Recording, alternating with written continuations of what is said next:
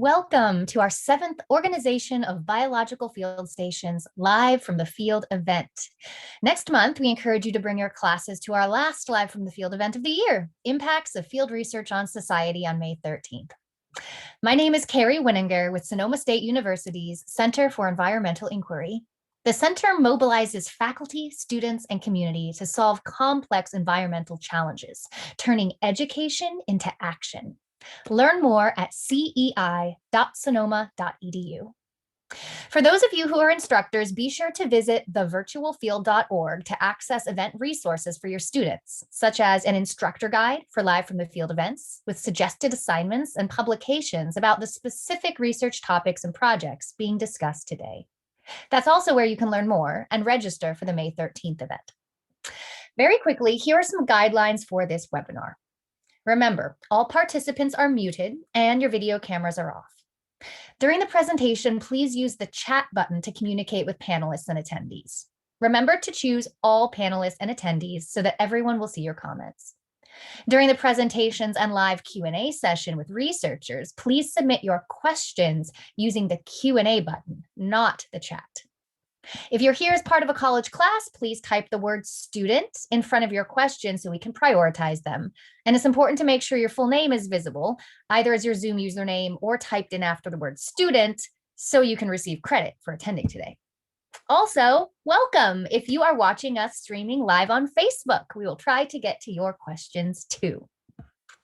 Without further ado, I will turn this over to Mike St. Clements, who leads the Terrestrial Instrument Science team at NEON, or the National Ecological Observatory Network, a long-term continental-scale ecological observatory funded by the National Science Foundation to collect long-term open-access ecological data to better understand how U.S. ecosystems are changing. Mike's research involves terrestrial and aquatic biogeochemistry in ecosystems from the United States to Europe and Antarctica. That being said, his time at NEON has made him extremely passionate about enabling the research of others via open network science, and he now finds that to be the most rewarding part of his career. Hi, everyone, and thank you all for joining Live from the Field. We welcome classes, faculty, and other participants from across the nation and around the world. So welcome to all. This is the 4th Live from the Field event, and in this series, we take you on a virtual field trips to research sites around the country and the world. As you'll see today, we are visiting 3 biological field stations, places where people from many backgrounds come together to study the environment. Live from the Field events are a project of the Virtual Field, an international coalition of over 50 field stations and marine laboratories. This National Science Foundation funded effort brings the field to you. Find out more about events like this and other virtual learning experiences for college students at thevirtualfield.org. Today, we will be visiting 3 NEON sites, one high in the Rocky Mountains of Colorado at Nywat Ridge, and then the Mountain Lake Biological Station in Pembroke, Virginia, and the Smithsonian Environmental Research Center in Edgewater, Maryland.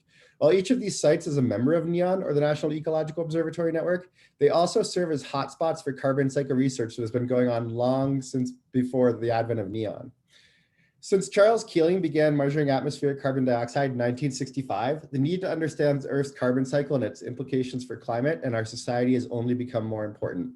As the scale of our scientific understanding has grown over the decades, so have the resources and the frameworks which support our research.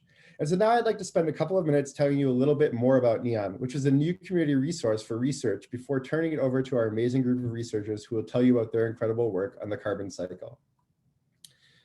So NEON at the highest level is a continental scale observatory collecting long-term ecological data to understand how US ecosystems are changing. It's funded by the National Science Foundation and managed by Battelle. And NEON's goal is to provide free and open data on the drivers of and responses to ecological change, create a huge archive of specimens for researchers to work with. We archive over 100,000 specimens per year, which are available to people to study, and also create a standardized framework for research and experiments that expands across the continent. Next slide, please, Kerry. And so here's a map of NEON and its sites, and we have 81 total field sites at NEON, and there's 47 terrestrial sites and 34 aquatic sites, and they're all the way from the northern slope of Alaska down to Puerto Rico and across the continent from east to west. And at each one of those sites, we collect 181 different data products. And that means we distribute 181 data products via our data portal for anyone to use and download at any time in their research. And we also have a 30-year timeline. So we'll be collecting all these data products at each of these sites for the next 30 years. Next slide, please, Kerry. And so what's really exciting about NEON, as I mentioned, is that we have this 181 data products that anyone can go to our data portal and download at any time. But there's a little bit more to NEON just than that, which is that NEON also serves as a framework for people to do their own research on. And so at NEON, we often say that good science is built on good data. Next slide, Kerry. But also creativity. And that's what the next part of this will be about, is the creativity that the researchers bring to NEON in their own work. So we can go on to the Smithsonian. Yep. So first is the Smithsonian Environmental Research Center, or CERC, which encompasses 2,650 acres along the Chesapeake Bay in Western Maryland, leading to research on coastal ecosystems where the land meets the sea, and to find solutions for a more sustainable future. They'd like to acknowledge the Piscataway and other native peoples who use these lands as hunting and fishing grounds. Next slide. Yep, and the researcher we'll hear from at CERC is Jess Parker, a principal investigator and senior scientist at CERC. He's been working at CERC for over 33 years and will be talking to you today about tracking stocks and changes of forest carbon with remote sensing. One of his favorite parts about doing field research is being outside and contributing to our understanding of the natural world. Hello, my name is Jeffrey Parker. My nickname is Jess, and I'm an ecologist at the Smithsonian Environmental Research Center. My study is in forest ecology generally, mostly at the ecosystem scale, that is, large processes over large regions. My particular interest is in the structure of the canopy. What really got me into science was a series of revelations. The first one, which started when I was young, is that the natural world is amazingly complex. The second revelation, which is related to that, is that if you're clever and persistent, you can actually sometimes disentangle some of that complexity and make sense of it. You know, I've been studying this particular tract of forest for about 33 years, and I know a lot about the species that are here, how they distribute themselves in space, how they're growing, how as a group they control the flux of carbon, energy, and water. But that's a lot of information about one local area. What I'd really like to know is for larger areas. We're talking about the county, the region, or even the globe. A main task of my science is to figure out how to extrapolate what we know what's going on here to what's going on over a larger region. One way to do that involves our focus on connecting the structure of the forest to those functions. And by structure, I mean how the materials are organized in three-dimensional space. The reason for doing that is that structure is much easier to measure than function. And if we want to learn something about function at large scales, if I want to estimate what forests generally are doing, I need some sort of a clue. And the structure, which can be measured at large scale, is that clue. A lot of people think the forest canopy is some layer above the ground, ill-defined, or it's the top, according to some others. But for me, it's the collection of all the leaves and fine twigs and all the surfaces in the forest. In a sense, in this forest, the canopy starts here and goes all the way up to 42 meters. And all of these surfaces are doing all kinds of important functions. They're reducing the wind speed, they're taking up carbon dioxide, releasing water vapor, taking up light. The canopy really is the engine of the forest. For me, these days, the most useful tool are those that are taken from airborne or satellite sensors. And there are really two kinds of sensors that I'm relying on. The first one are called hyperspectral. They allow you to see the reflectances of the top of the canopy surface from different wavelengths.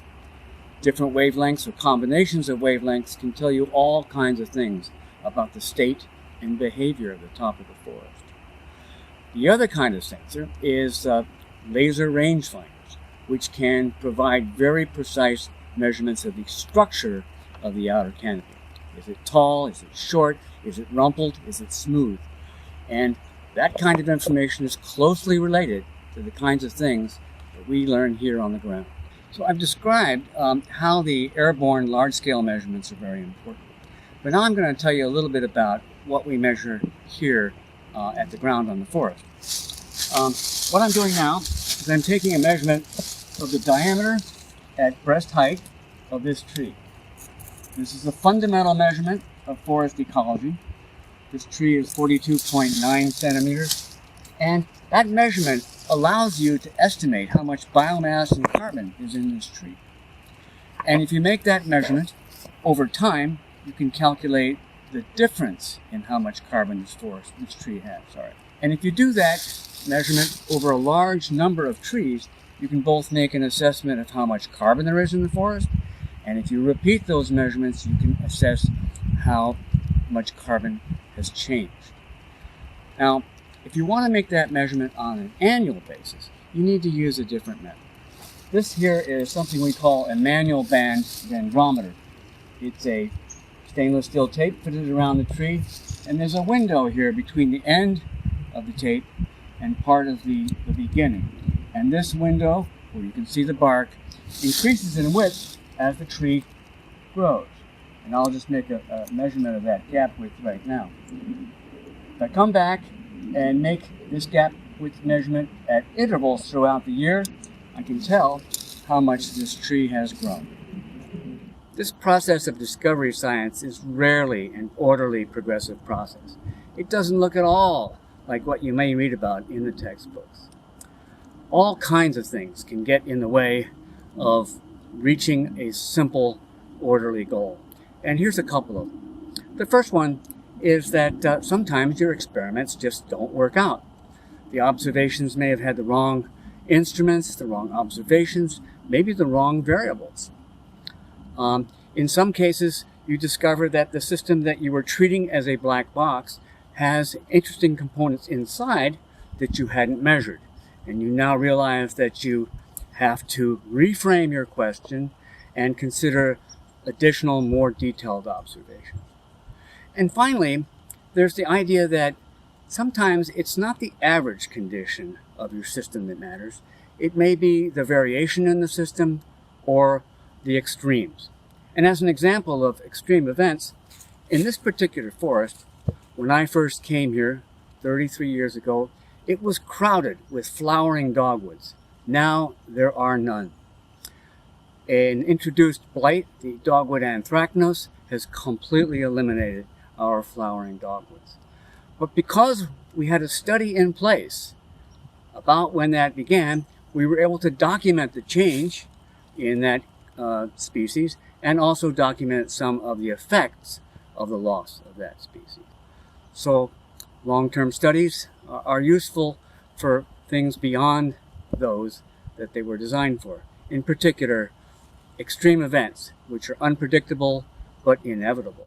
Part of our challenge in making measurements in this forest is that it varies from place to place, and so we have to make lots of observations on individual trees. And we have to make them in many places, and we have to repeat them at intervals. This is people-based research, and we can always use field hands. In fact, a lot of the research in my laboratory has been supported by volunteers, and interns, and graduate students. So there's an opportunity.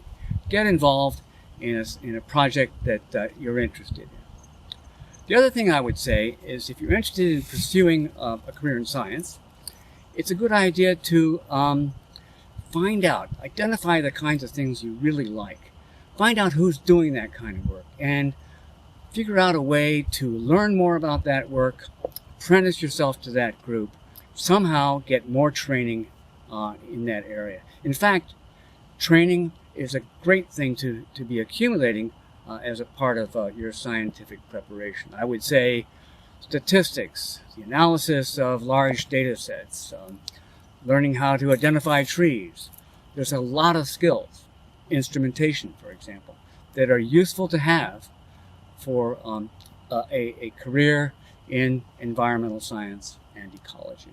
So for all you students out there, I'd recommend getting involved in some field projects locally. These days, it's also possible to do some analysis of field data remotely. As a general approach, I would suggest that you refine your skills in remote sensing, in data analysis, in botany, in instrumentation, whatever. There's a lot of things you need to be able to do in order to advance a career in environmental science and ecology. And I look forward to hearing your questions at the Q&A. And until then, look up.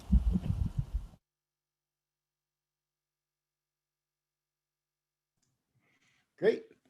Thank you, Jess. And so now we're going to move on to the Mountain Lake Biological Station, or MLBS. And the Mountain Lake Biological Station is a 640-acre University of Virginia field station atop Salt Pond Mountain in the Southern Appalachian Mountains.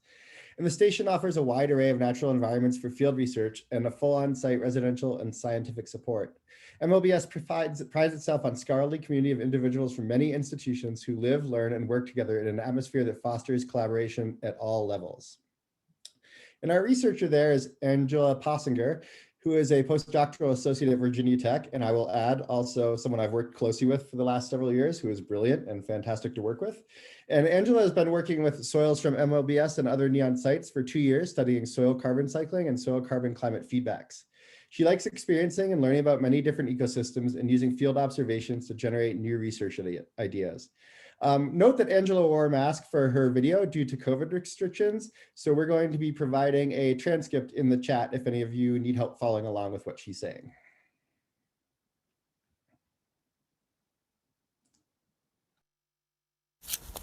Hi everyone, my name is Angela Possinger. I'm a postdoctoral researcher at Virginia Tech in the Department of Forest Resources and Environmental Conservation. I am a soil scientist. I have a PhD in soil and crop sciences, and my research focuses on soil organic matter. Soil organic matter contains carbon, nitrogen, phosphorus, a lot of really essential elements for nutrient cycling. And in particular, soil organic matter is about 50% carbon. And so soils are one of the largest pools of carbon on the planet, storing more carbon than terrestrial biomass and the atmosphere combined. And so my research aims to understand how all of the organic inputs into soil become soil organic matter, and then how long soil organic matter lasts or persists in soil, which could be from a very short time of a year or even a day to many thousands of years. And the essential process controlling this turnover of soil organic matter is microbial decomposition. So bacteria and fungi using organic matter as a food source and respiring carbon dioxide back to the atmosphere.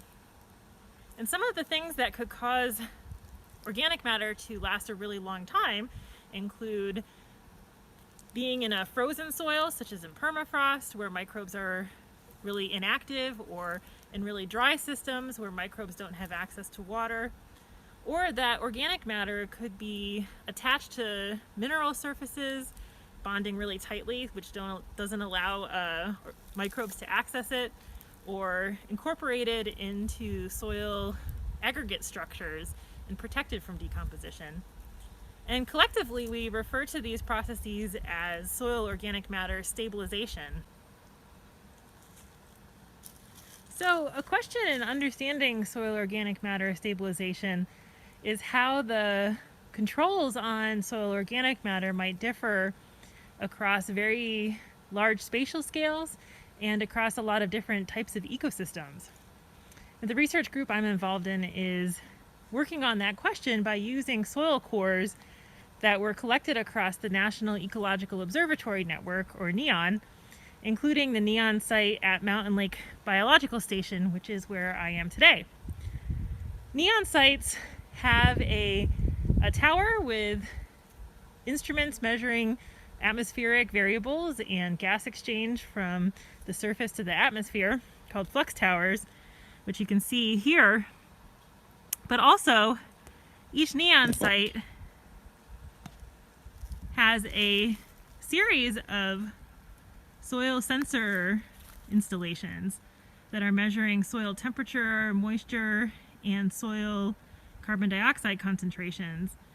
And these sensors are arranged in a sequence moving away from the flux tower. When the sensors were installed, deep soil cores were also collected at that time and kept in storage for future research. And our research group is using those soil cores to evaluate soil organic matter across the NEON network. I'm going to talk a little more about our specific research project in a minute, but before that I wanted to take a step back really quickly and talk about how I got interested in soils research. I was a volunteer at a vegetable farm near my home, and I was really interested in the different practices that farmers were using to try to increase soil organic matter and also availability of nutrients for vegetable production. And I was especially interested in cover crops and phosphorus. So I went to one of my professors at the time in undergraduate and asked if they would be interested in helping me develop a field experiment focused on cover crops and soil phosphorus availability. And then from there I continued to be interested in soils, both in agricultural systems and in forests. And now I am working as a postdoctoral researcher, which means that I am involved in the research process at all of the different stages. So going from original ideas and research questions, developing experiments, collecting data, analyzing data, working on publications. And along that process, one of my favorite parts is collecting soils data in the field. And that can often involve digging soil pits and sampling by layer or horizon, or using soil cores. So one of the really essential pieces of the research process for me has been collaborating with researchers in related fields, but then also in very different fields, physics, microbiology. Mountain Lake Biological Station, or MLBS, is one of 40 NEON sites that we're working with. It's a relatively humid site, a mixed deciduous forest, and at relatively high elevation in southwestern Virginia. There's quite a bit of carbon in above ground vegetation, trees, other biomass, as well as dead and decomposing wood in the forest floor. In soils at Mountain Lake, organic matter is generally more concentrated at the surface and decreases in concentration with depth, but there's still quite a large amount of carbon stored in deeper subsoils. In this project, some of the things that are being looked at are differences in carbon stocks or total carbon contents across different systems, age of carbon using radiocarbon depletion or radiocarbon dating, and also the sensitivity of organic matter decomposition to elevated temperature and moisture. And for that component of the study, one of the most interesting findings is that the kind of mineral present in soils has a pretty big role in regulating whether organic matter might be more sensitive to temperature or moisture. So earlier I was describing kind of a linear and organized research process, but in practice, especially in the field, research can be much more unpredictable and challenging. Things can come up that are really unexpected. So for example, a friend of mine had a soil gas sampling well installed and came back after a couple days to find it full to the top with acorns by a squirrel. So these kinds of complications are really common in fieldwork and can really require a lot of problem solving and adaptability. I'm really excited to discuss field research and other research opportunities further and look forward to the conversation.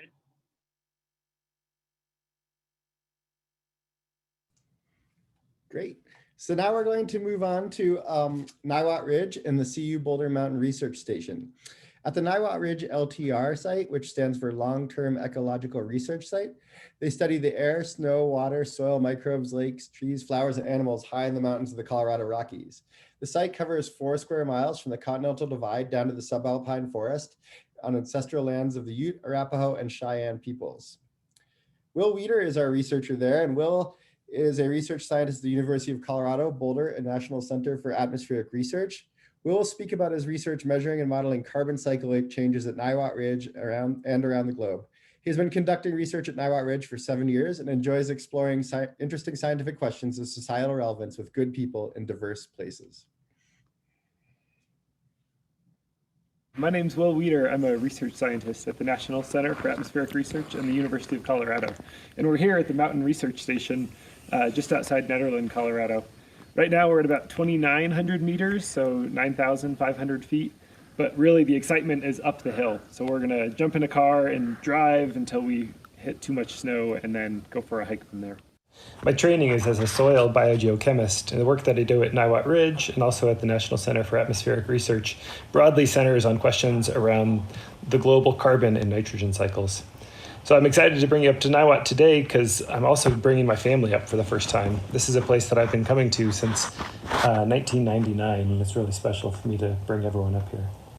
Woo! We made it to the top of the Trough! It's so exciting! The views from up here are just unreal, and we're so lucky because it's not very windy today. Sometimes the wind can just be howling by the time you make it up here. And the thing that makes Nywat Ridge really unique is that we've got three long-term studies that are going on here. So even before these programs were started, the climate data here goes back to the 1950s. Then the LTER program started over 40 years ago. So the Nywat Ridge Long-Term Ecological Research Site is here. We'll go see one of their sites in just a minute. On top of that, there's a critical zone observatory site here down in the valley that we'll go see. And then the other thing is the newest member to Nywat's research team is NEON, so the National Ecological Observatory Network. But you know, we're here at 3,500 meters, over 11,000 feet, and there's line power. So these experiments need energy to run, and there's energy up here. So we'll go see some more sites now. I cannot believe how calm the wind is here. This is the Tvan Station, which doesn't really look all that impressive, but we've been sampling atmospheric gases, especially CO2 here, since 1967. So for over 60 years, these little inlets on top of this shack at over 11,000 feet have been sampling the air in the atmosphere. And what you can see is that in 1967, there was around 320 parts per million CO2 in the atmosphere. And now there's around 415. By this winter, it'll be 420 parts per million of CO2. So one of the things you can see from the NOAA data is this really clear signal of human influence, of anthropogenic influence on the composition of the atmosphere. And it's measurable from places like Tvan. What you're looking at here is a computer animation from the Community Earth System model of the concentration of CO2 in the atmosphere. At NCAR, we build one of the Earth System models that's used for climate change predictions. And in this simulation, you can see the seasonal evolution of CO2 in the atmosphere, as well as the long-term trend caused by human influences. So every summer, the Northern Hemisphere land draws down CO2, which you can see in the dark colors on this figure. And every winter, there's kind of a giant exhale of CO2 into the atmosphere as plants stop photosynthesizing. And you can measure this at places like Nywat Ridge, which is shown here with the red pin. So the modeled evolution of CO2 in the atmosphere is shown on the right figure. And if you have a chance, compare how we're doing with CESM or how real CO2 looks in the atmosphere. So besides the gas sampling that happens down at Tvan, one of the things you can really see clearly with those data, aside from the steady increase in CO2 in the atmosphere, is little wiggles every year, where in the summer CO2 goes down and in the winter it comes back up, and it goes like that year after year after year. So the reason that happens is because that's the imprint of the biosphere breathing. It's the land taking up carbon in the summer and then releasing it in the winter. So that happens when plants photosynthesize and take CO2 out of the atmosphere and then release it, when they're not growing in the dormant season, again in the Northern Hemisphere. So the measurements down at the gas measurements that are taken down at Tvan sample the broader atmosphere. They're really representative of what's happening at a kind of continental scale. But these smaller towers here measure what's happening much more locally. So this is called an eddy flux tower. And the cool thing that John has found is that while it does take up a little bit of carbon every summer, every winter it releases even more. So data from the Tvan shed that we saw down below, that NOAA data that's sampling the broader atmosphere, and data from flux towers like these are really important to try to understand what's controlling aspects of the carbon cycle. So we're getting close to the neon site. You can hear it humming in the background. And there's a lot more infrastructure up here. So there's power direct for the site. There's a big snow fence around the precipitation gauge that's just behind me. And beyond that is the tower. The tower here is quite tall. There's a lot of instrumentation. So we'll go up and get a better look of some of the data that NEON's collecting here at Nywat Ridge. So we're a little closer to the tower now, and it's quite loud. The instrumentation equipment is all being powered out of the shed over here. There's a ton of measurements being taken out in the field. And up on the tower, there's also the thermometer and the flux measurements that we'll see at Tvan, or that we already saw at Tvan. So Nywat Ridge is a really special place with long-term data that's been collected over the last 40, 50, 60 years. And what's new about this neon tower is that there's a tower like this here, but there's another 20, 30, 40 towers like this all across the United States that are all built built the same, instrumented the same, and they're collecting the same kind of data in real time. So the idea with NEON is that these collections will be made for the next 30 years and give us this real-time update on the state of North American ecosystems. And because the data are all standardized, it makes it really useful for people like me that want to do cross-site comparisons and understand how a place like Nywat Ridge might be responding differently than another alpine system or another Arctic or boreal system. My own research career has been anything but linear. I used to be a high school biology teacher. Then for graduate school, I was studying aspects of the nitrogen cycle in tropical forests. And now all of my work revolves around modeling. Chances like this to go to the field are really quite a treat. My own research experience was definitely catalyzed by undergraduate research opportunities that I took during college. So as much as I can, I'd encourage all of you to get involved in the sciences early on.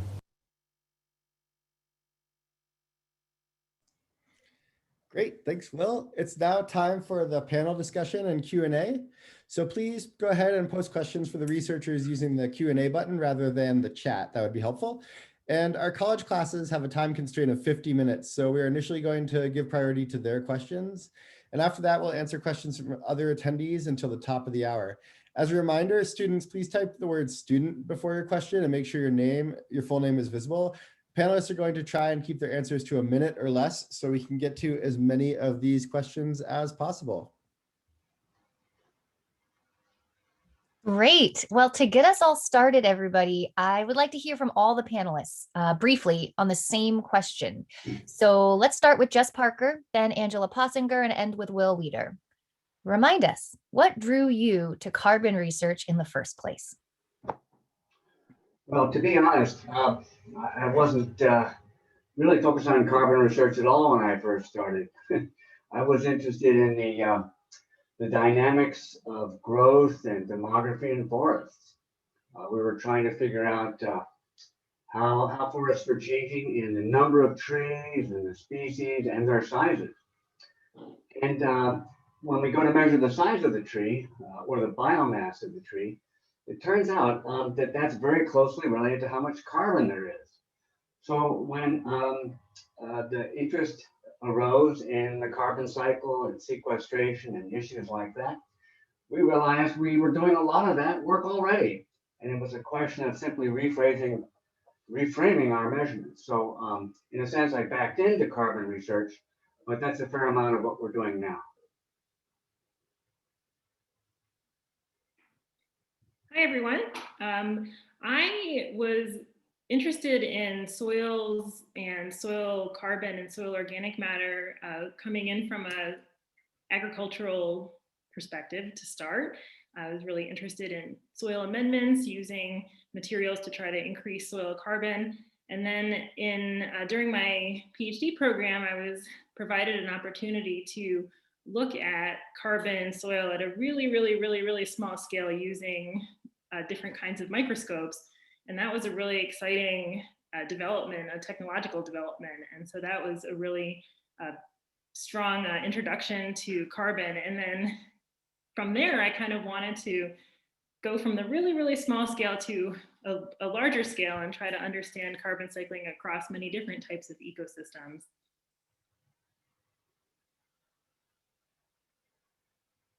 Yeah, and I guess for me, similar to Jess, I didn't start doing research in carbon cycle work, but when I started a postdoc at NCAR, I kind of quickly switched into carbon cycle research. And at least for me, the biggest reason to be interested in the carbon cycle is for its global change implications. And so understanding what terrestrial feedbacks are between the land, surface, and climate, I think are a kind of a pressing social question and also a really interesting scientific one.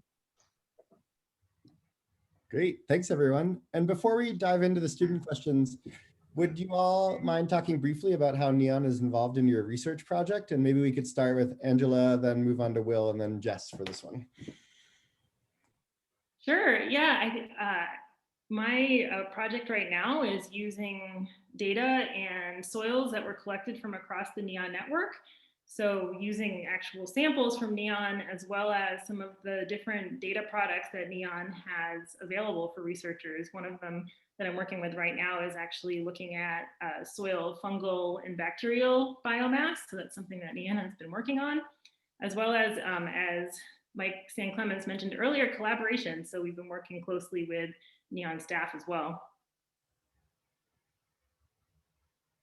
Yeah, and for me, my NEON is pretty involved, or I'm pretty involved with NEON data on a few different projects. And so one of those is at Nywat Ridge, obviously, where the video is from. Then I have another project actually with Mike that's explicitly designed to put NEON data into models like CLM, which is the community land model, and then make that available for the university research community to use kind of more easily than is what's currently available now. And then the third project is a project looking at rates of decomposition. So looking at leaf litter decomposition, similar to what Angela was talking about, and how that changes over space and through time, both within NEON sites and among NEON sites. For me, NEON is a framework for making and comparing measurements. Since NEON provides measurements over a bunch of different bioclimatic zones, takes the same kinds of measurements in a standard way, and also allows the researchers to get those data in a fairly prompt way. I can do comparisons between the sorts of things that I do here and other places. The other thing that NEON is useful for, since it involves the flights of remote sensing aircraft every year over all sites, it provides a framework for me to extrapolate the observations that I take at CERC over a much wider region, and also to do similar comparisons between one site and another. For example, between here and the forests at Nywat or at Mountain Lake. Such a great question. Thanks, everybody. Angela, this next one's coming to you. It says, what impact do fertilizers have on the ability of soil to sequester carbon? And also everybody can chime in after that. Yeah, that's a great question. I could think of a few different angles to think about that. One of them would be thinking about nutrients that might be limiting microbial decomposition. So adding nitrogen and phosphorus, other limiting nutrients for decomposition. But on the other hand, sometimes nitrogen in particular is actually involved in the formation of bonds between organic matter and minerals, and so could be contributing in some way to more effective carbon interactions with minerals. And then as well, on the other hand, there's always multiple angles for these kinds of questions for sure. The inputs to soils from plant growth would be affected by fertilizer additions as well. So there are quite a different sort of processes that could be at play there.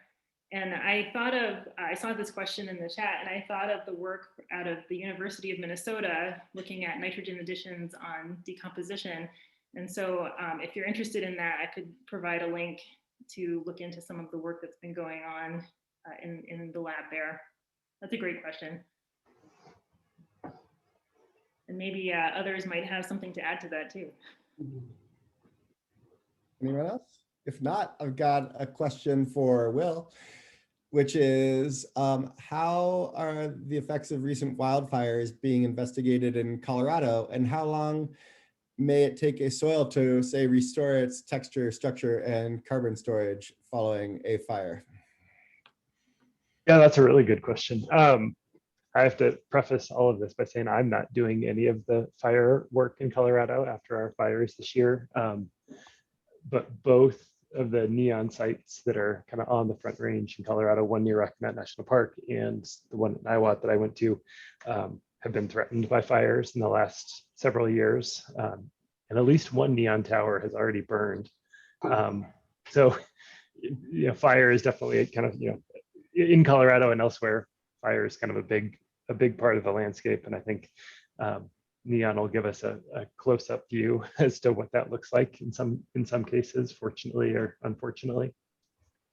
To the question about how, you know, how long does it take an ecosystem, or especially a soil, to restore? So many of the fires burning in the West now are so hot that it actually changes the structure of the soil. It can make soils hydrophobic. And so as opposed to rain falling on the soils and then kind of percolating through, it just runs right off the top. And so that's why, you know, things like floods are a big deal following fires. So we'll have to see in the next, you know, 6 months to 6 years what it looks like. But at least other fires that have burned in Colorado in the last 10 or 15 years, it takes a long time for the ecosystems to come back, and it takes even longer for the soils to be restored. So it'll be a while for sure. Yes, Parker, this is a rather long question for you. Which North American ecosystem, e.g. bogs, boreal forests, ocean kelp forests, grasslands, freshwater wetlands, etc., store the most carbon? And is there an ecosystem that, although it may not be large enough to store the most carbon, it's in fact the most efficient at storing carbon? In other words, if it was larger, it would store the most. Boy, those are a great series of questions, and I'm going to I kind of have to restrict my question a little bit. First of all, I can only talk about the terrestrial ones for the first part. And for the part about the system that is the most efficient at storing carbon, I need to give that some more thought. And if you'd like, I'll answer that as a follow-up. But clearly the system that stores the most carbon above ground are these enormous forests like the redwoods, either the coast redwoods or the giant sequoias. They store at least 10 times as much carbon above ground in the forest that I work in. Now, as to the underground part, I would say it's peatlands with deep sediments of undecomposed carbon from roots, and wetlands that also have a fair amount of material below ground. That includes grasslands as well. So you can't really tell by looking at a system how much carbon it's got. It has a lot to do with the processes that are going on underground. And I would pass the rest of that question on to Angela, I think, but it's a good question. Yeah, I would just add to that, permafrost is a system that comes to mind as storing a huge amount of carbon below ground.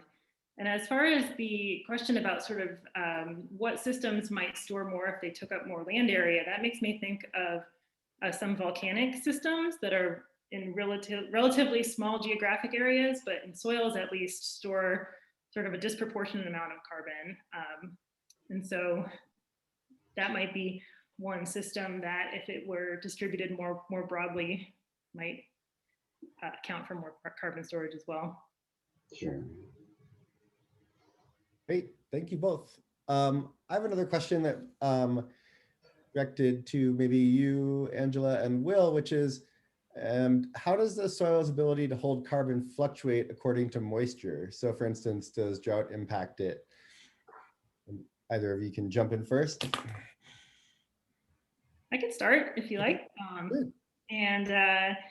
Yeah, so moisture is one of the really critical properties that regulates decomposition processes. It's something that we're looking at in our experiments.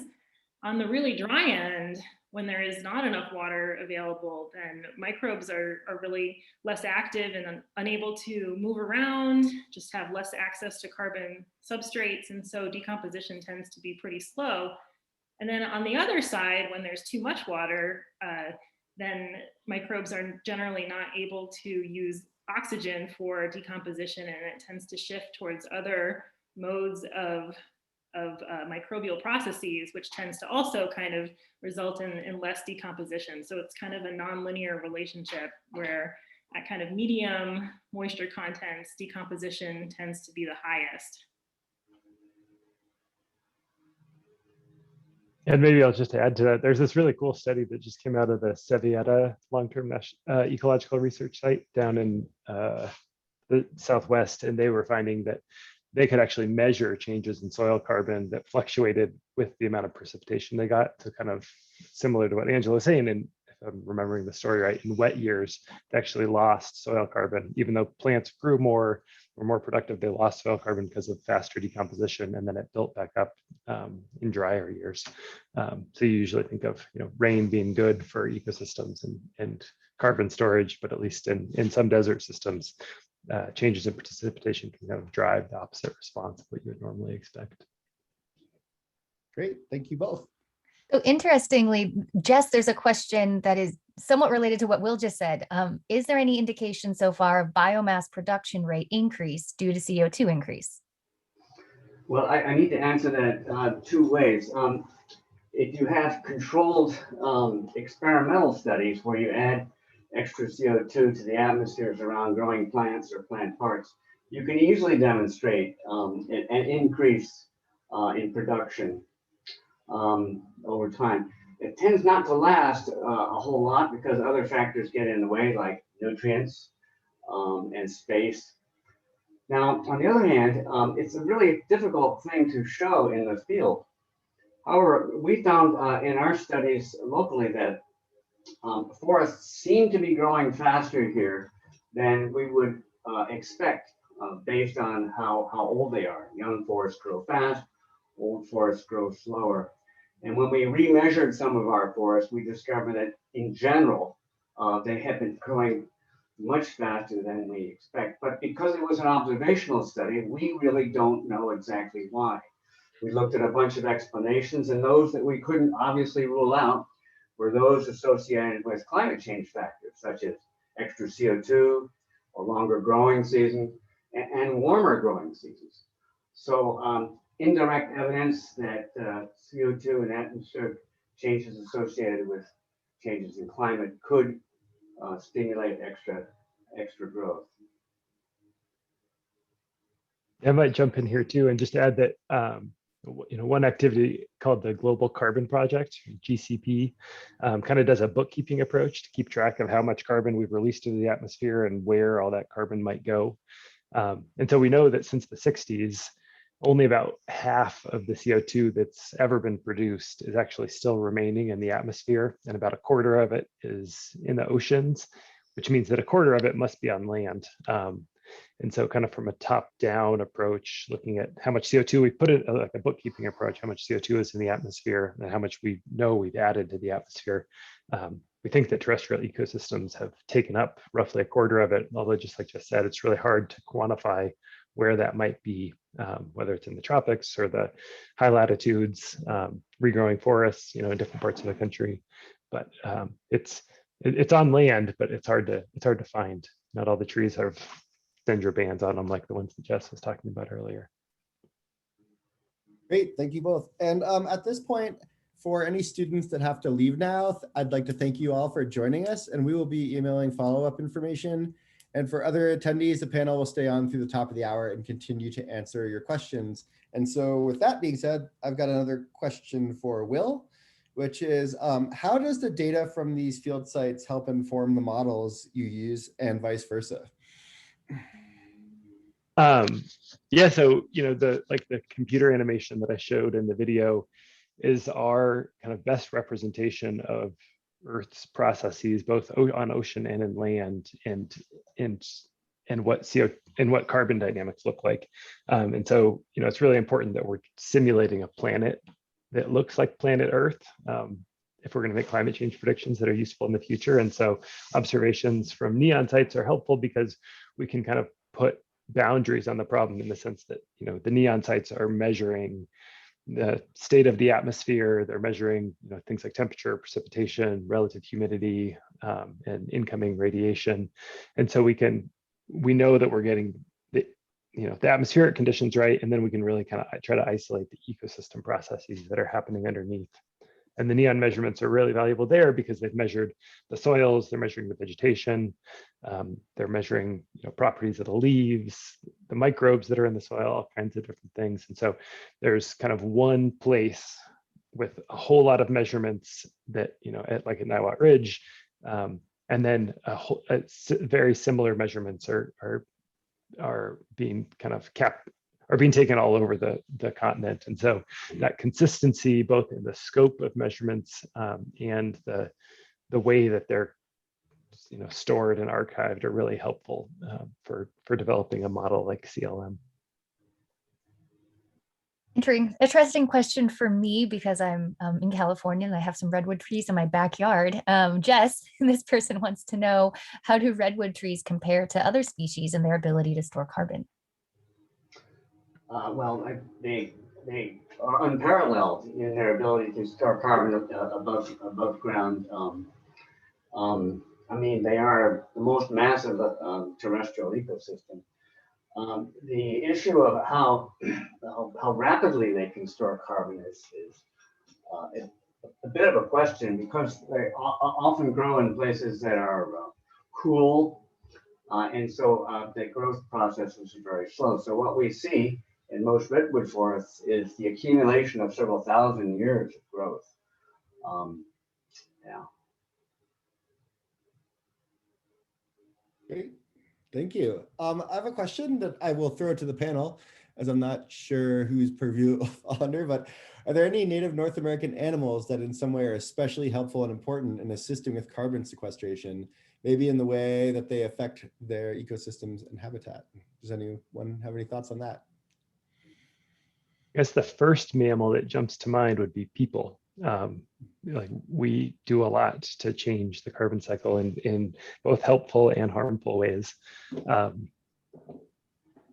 So that would be my first response. And then otherwise, I think it's kind of ecosystem dependent. You know, there's some great stories about how the reintroduction of wolves in Yellowstone has really changed carbon cycling dynamics there, kind of from the top down, a predator, changing how elk and moose and bison act on the landscape in ways that affect the carbon cycle. And then, you know, other ecosystems like beavers in the West are really good at, you know, making dams and creating wetlands that are good at storing carbon. I don't know if others have ideas. I'm not an animal person at all. Just one thought was the sort of bioturbation processes that are facilitated by burrowing animals. So gophers, things like that. There's a lot of, you know, worms. They're not mammals. But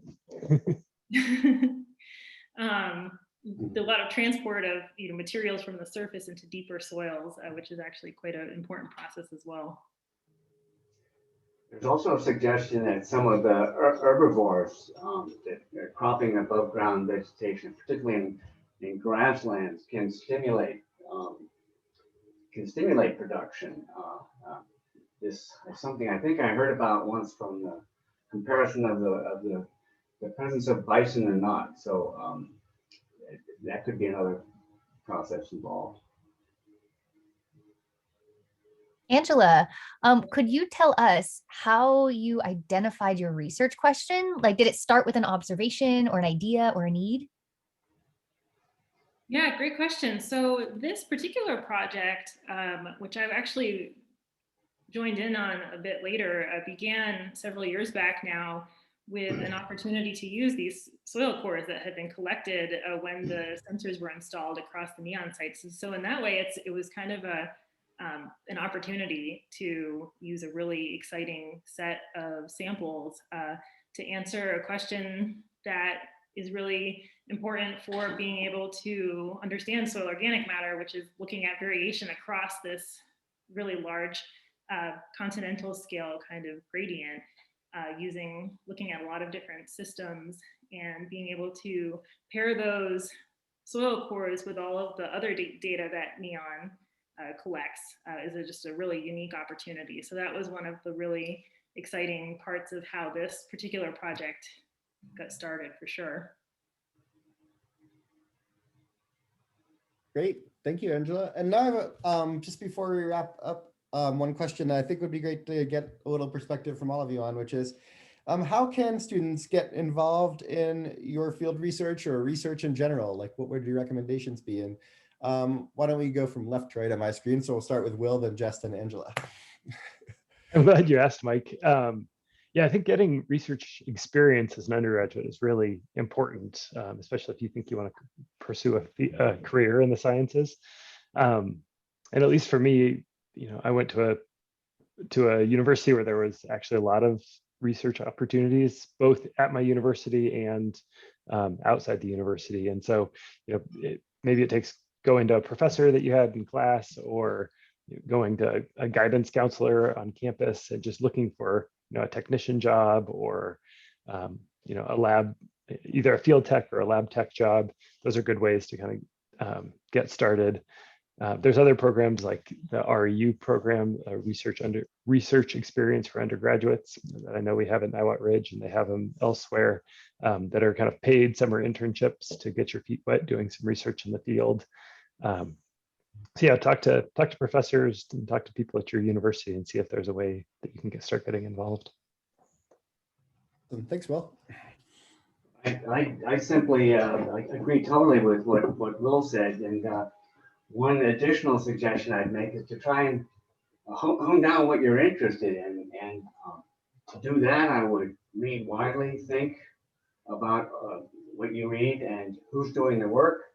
And you'd be surprised how frequently, if you actually make a direct contact with someone who's doing something you like, you might find an opportunity that way, or get some more pointed suggestions about where to go next. A lot of what we're talking about here is connecting your interest and your activity, your energy, with people who are doing the work, and you need to help. Yeah, I think that covers everything that I have been thinking. What Will said before. The only thing I would add is that for me, it was reaching out to a professor at the time with an idea, and just being open to working my idea into kind of the existing projects that were in that lab at the time. And reaching out seems to be a really, really key part of that. And if not to a professor, then academic advisors or other individuals that you have a good relationship with, that might be able to put you in contact with the people who might have a project available.